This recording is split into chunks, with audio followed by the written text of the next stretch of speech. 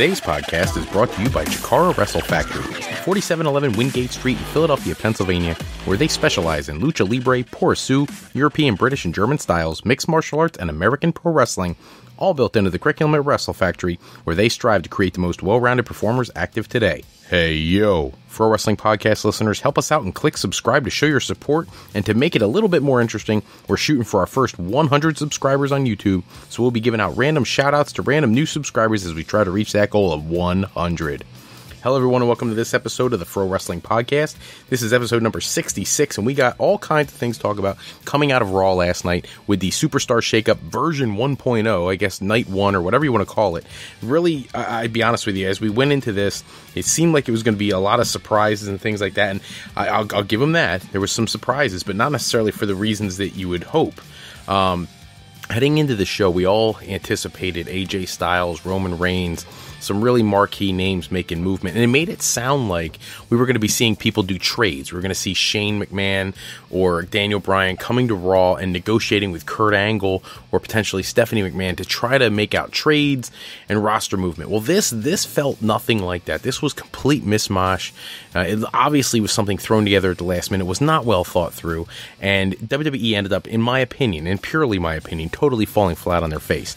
This was not a well-oiled machine. This was just garbage. You kick off the show with hitting John Cena's music and having the Miz and Maurice walk out, which I'm perfectly fine with Miz and Maurice continuing to further the John Cena storyline while he's away. The problem I have is John Cena is now on SmackDown and they're now on Raw. There's no reason to continue that if you're not going to actually give it some substance and some actual ability to see some in-ring action. The Miz has been one of the best characters of the entire year for the SmackDown brand. He's really added legitimacy to the Intercontinental Championship when he had it. He added legitimacy to matches like the Elimination Chamber and such, where even though he's not booked to be the winner, he's booked to be a believable winner if he were to have been chosen. And that's the thing. When a character comes out and you just know they're just never going to win anything, it makes for a boring program. With The Miz, you just never know when he's going to pull off a victory, and it could be over somebody minuscule or mid-card, or it could be over somebody gigantic like John Cena or Dean Ambrose. So they've done a really good job over the last year building The Miz and Maurice up to be a high-profile act, only to see them move to Raw where the top of the card is completely cluttered with talent. And it makes it so you don't have a mid-card as well established as you'd like to on the Raw brand, and that's an issue. That's a huge problem, because when you look at the card top to bottom, how do you come up with compelling storylines to try to explain why all these, big egos aren't going to war with each other every week? I mean, let's be serious. Is The Miz really ever going to challenge Braun Strowman to a match? Is The Miz going to go up against Roman Reigns and have any chance of defeating him? Is he going to, if for some reason they move Reigns, is he ever going to challenge any of the top talent? Seth Rollins? Maybe you put him over Seth Rollins if he's built correctly, but I don't even see that happening. So I don't see a way for The Miz to ever get into the World Championship picture, and that's something that his character has kind of earned over the last year, the way he's really performed at such a high level on SmackDown. I think they should have left him on the Blue brand. I'm not real happy with the move to Raw because I don't think he's going to get a World Championship opportunity. That's something I think he deserves. However, now that it's been done, there are a few people he has an opportunity to work with that I think have some substance. I was really disappointed to see that when he comes to Raw, his first match is against somebody he was just had a feud only a few months ago on SmackDown with, which would be Dean Ambrose, who also is coming to Monday Night Raw. Another one of those things where I said this the other day on one of the other episodes, Dean Ambrose has kind of turned into like this mid-upper card guy where they gave him a world championship run, I think because they didn't know what else to do with the title at the time, and they've really done nothing of substance with him. He's going to lose the Intercontinental Championship to Baron Corbin. That should be pretty apparent. Kevin Owens, unless Kevin Owens moves over to SmackDown, I guess that's possible, but I don't like the booking here. I don't like Dean Ambrose moving off the Blue brand. I think there was still a lot more there for him to do. But if you're going to move him, I suppose this is a good time to do it because he is somebody that you could see defeating people like Seth Rollins. He could beat a Roman Reigns. He could beat an AJ Styles. He could beat potentially a Braun Strowman in the right situation. So I guess if I have to be okay with a move, I'm a little bit more accepting of the move of Dean Ambrose. Now, when it comes to some of the other moves, and we'll get to the big one later, the one that I consider to be the biggest move, I'm just going to talk briefly about each one of the other movements. Apollo Crews going to Raw really does very little for me, but at least it gives you the hope that they could reboot his character, because coming off the independents, when he was Ooh-Ah Nation, he really had a following on the independent scene, and he's really been squashed since getting to WWE. Even in NXT, where he was booked to be relatively strong, he has never had the kind of reception he had on the independents, so it would be nice to see him get that.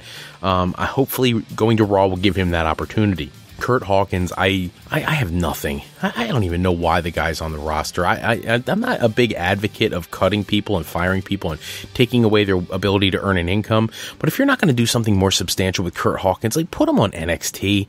Let him be down there as an experienced veteran and do some things with some guys he's never worked with before and build that brand. Don't waste my time with him on Raw or SmackDown, either one of the shows. So I don't understand his move over to the Raw at all. I think it was actually a horrible signing from the get-go, because they really had no intention of doing anything of substance with him, even after all those wonderful vignettes. The Kalisto move to Raw is actually one of my favorites. I've said this before. I think Kalisto is a perfect fit for the Cruiserweight division. I think you have very few people who can legitimately give a run to Neville, to Austin Aries, and even now last night after they established TJ Perkins as a legitimate threat to Aries and to Neville, you needed somebody else at the top of that division. Kalisto's the guy who beat Ryback at WrestleMania. You know what I mean? So he's got some credibility to his name. I just wish they would have put some other talents over there with him. I thought the Aiden English thing was custom made. I really can't believe they didn't move Aiden English over there, unless they're repackaging him in some way. Heath Slater and Rhino, I felt like this team was ready to break up only a month ago. I felt like this was over. They had their run, everything's good to go, but I suppose when you look at the SmackDown roster after the Vaudevillains break up because of the termination of Simon Gotch's contract, that you don't have a lot of talent there in the tag team division, and obviously you're probably expecting them to move at least one, maybe two teams over to SmackDown tonight, so you had to bring somebody to Raw to compete. But in all seriousness, there's rumors out now that it's going to be the Shining Stars and the New Day. Well, what are Rhino and Heath Slater? They're the Shining Stars Part 2. They're people who they had a little bit of a run with the SmackDown Tag Team Championship, but the reality is there's no long-term promise for their future, so they're really just fodder for the bottom of the tag team division. So I don't really have any feelings one way or another really for that.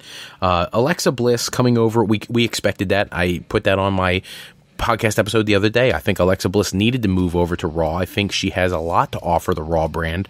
I think she brings a certain level of heel mentality that a lot of the women don't have, and I think she does a really good job of it. And she's not a monstrosity in size like Charlotte or like a Nia Jax, so I actually think that she has the ability to put on more believable matches with people like Bayley and Sasha Banks and the like. So I'm actually happy she's on Raw. Mickie James, it didn't matter to me what brand she went to start her career, her return, I should say, to WWE back in January. So I don't have a problem with her going to Raw or SmackDown. So this one really didn't move my needle at all. I couldn't care less. I just want to see her get some wins and get some quality matches in with some people she's never wrestled before. So maybe a Mickie James Bayley match or Mickie James Sasha Banks match. I'm okay with anything like that. Let's just hope that they use her and book her a little bit better than they have over on SmackDown. The arrival of Elias Sampson out in the crowd and coming down the aisleway during the Hardys tag team match and such. I'm actually okay with this too. I really would have preferred him go to the SmackDown brand because I feel like they have a better system for a mid-card program. But at the end of the day, Raw really doesn't even have a mid-card program. And you got people like The Miz there, and like I said earlier, Dean Ambrose and stuff like that. You got to have somebody for these guys to wrestle. So I'm okay with Elias Sampson going here. My concern is I really strongly feel Sami Zayn is going to move over to SmackDown tonight, and if he doesn't, that's good for Elias Sampson because it creates a really great feud that they could set up there. If he does, I wonder where they're going to move him, what kind of feud or what kind of storyline they're going to put him in to establish himself on Raw. There was a switch of announcers, so David Otunga from SmackDown is going to move over to Raw. Whatever, David Otunga is a supremely intelligent individual. I don't consider his broadcasting work to be on the level, but he's working on it, and if he's not going to be an in-ring talent, you might as well tap whatever talents you can get out of the guy. You have a relatively strong team on Raw calling the matches, and I'm not going to get into the whole JBL conversation over on SmackDown, but SmackDown needed a strong announcer, and they get Byron Saxton in return, which, Byron Saxton probably not happy about that this morning, but he has to understand something. He actually is strategically positioning himself to be a top announcer for the foreseeable future. And for a guy who used to have aspirations of being a wrestling talent going on the main roster himself one day, he has really transitioned into the announcing role quite well. So I'm actually happy for him. So that leaves us with one person to talk about, and that's Bray Wyatt. I can't even begin to tell you how frustrated I am with this for two reasons. One is good and one is bad. For the upside, I'll go positive to start off. I think the feud with Bray Wyatt and Finn Balor holds the promise of something absolutely phenomenal. Finn Balor can put on a 5-star match with anyone. Bray Wyatt, in my opinion, has proven that he can work with anyone. I don't care what their style is. I think these two are going to tear the house down. I actually really am confident that they're going to have great storytelling. This bizarre, the Demon King versus the Eater of Worlds kind of thing. I love it. I think that just the taglines alone make this a killer feud that's going to happen. My concern is this, and here's the side that I don't like. I think this is going to lead to Finn Balor burying Bray Wyatt. Now, don't get me wrong. I'm okay with establishing Finn Balor as your top guy. That I have no issue with.